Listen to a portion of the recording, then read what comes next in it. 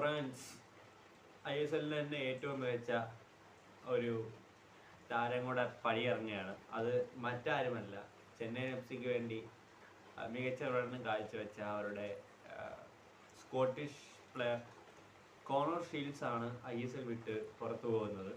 താരം ISL വിടുകയാണെന്ന് താരം അറിയിച്ചിട്ടുണ്ട്. തായ് പ്രീമിയർ ലീഗിൽ നിന്ന് താരത്തിന് ഒരു ഓഫർ താരത്തിന് വന്നിട്ടുണ്ട്. തായ് പ്രീമിയർ ലീഗിൽ നിന്നാണത്.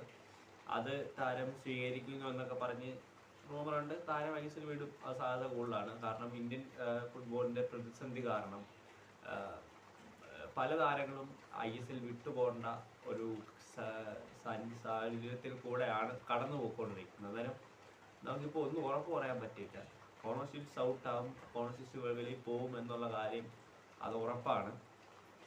താരം തന്നെ പറഞ്ഞിട്ടുണ്ട് താരം ISL വിടുകയാണെന്ന്. റിപ്പോർട്ട് വന്നത് ഇങ്ങനെയാണ്: തായ് പ്രീമിയർ ലീഗിൽ നിന്നുള്ള ഒരു ഓഫർ കോണർ ഷീൽഡ്സ് പരിഗണിക്കുന്നു. താരം പരിഗണിക്കുന്നുണ്ട് ആ ഓഫർ.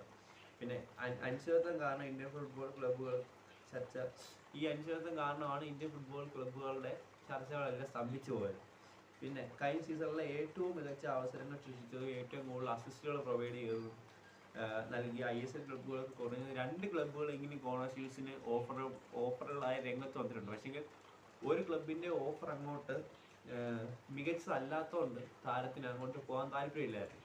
അതുകൊണ്ട് പിന്നെ ഈ അനിശ്ചിതത്വം കാരണമാണ് താരം ISL വിടാൻ തന്നെ തീരുമാനിച്ച ആ ഓഫർ പരിഗണിച്ചത്. ഇത്രയേ ഉള്ളൂ.